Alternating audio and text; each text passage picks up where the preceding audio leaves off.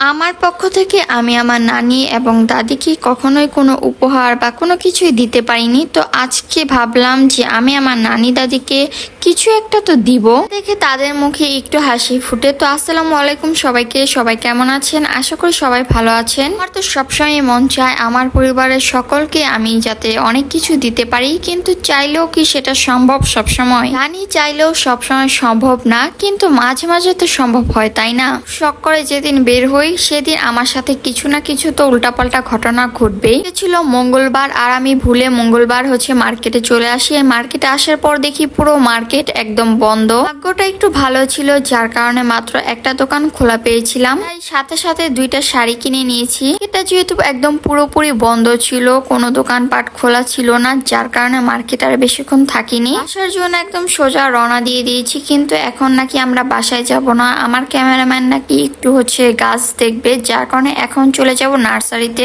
অনেকদিন পর আজকে রিস্কায় উঠলাম। রিস্কা দিয়ে ঘুরতে আমার অনেক বেশি ভালো লাগে। বলতে বলতে চলে আসলাম নার্সারিতে। এখন আমি ভিতরে ঢুকতেছিলাম। ঢোকার সাথে সাথে অনেকগুলো ফুলের গাছ আমার চোখের সামনে পড়লো। আমার ক্যামেরাম্যান বেলি ফুলের গাছ নিবে, যার কারণে এখানে অনেকগুলো বেলি ফুল ছিল, সেগুলো দেখছিলাম। দিক দিয়ে আমি দেখছিলাম বাগান বিলাসের ছোট ছোট চারাগুলো। এগুলো কিন্তু সত্যি অনেক বেশি সুন্দর ছিল, তাই না? ছোট ছোট গাছে ফুল ফোটা বা ফল ধরা এইরকম গাছ কিন্তু সত্যি অনেক বেশি সুন্দর লাগে, তাই না? আমার কাছে বিশেষ করে এইরকম গাছ তো অনেক বেশি ভালো লাগে। আপনাদের কাছে কেমন লাগে সবাই কমেন্ট করে জানাবেন। পাশে কিছু গাছ দেখলাম ছোট ছোট, কিন্তু অনেক বড় বড় ফুল ধরে আছে। খুব সুন্দরই লাগছে, বিভিন্ন কালার ছিল। এখানে একটা লতা টাইপের গাছ ছিল, এখানেও ফুল ফুটেছিল, খুব সুন্দর লাগতেছিল। আর আমি আমার ক্যামেরাম্যানকে আরো কিছু বেলি ফুলের গাছ দেখাই। এরপর ওখান থেকে চলে আসি সোজা বাসায় এসে নানুকে বলতেছিলাম, এই দেখো তোমার জন্য উপহার এনেছি। তো এটা শুনে অনেক বেশি অবাক হয়ে গেছে,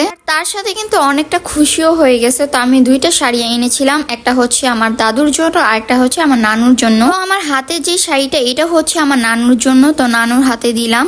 হাতে শাড়িটা দিয়ে বললাম, দেখো খুলে তোমার পছন্দ হয়েছে কিনা। নানুকে এই শাড়িটা দেওয়ার পর আমারও নিজের অনেক বেশি খুশি খুশি লাগছিল, কারণ আমি জীবনের প্রথম আমার নানুকে আমি একটা শাড়ি উপহার দিয়েছি। তো আমার নানু মুরব্বী মানুষ, আর মুরব্বী মানুষরা সবসময় সুতি যে শাড়িটা থাকে সেই শাড়ি পরতে অনেক বেশি পছন্দ করে।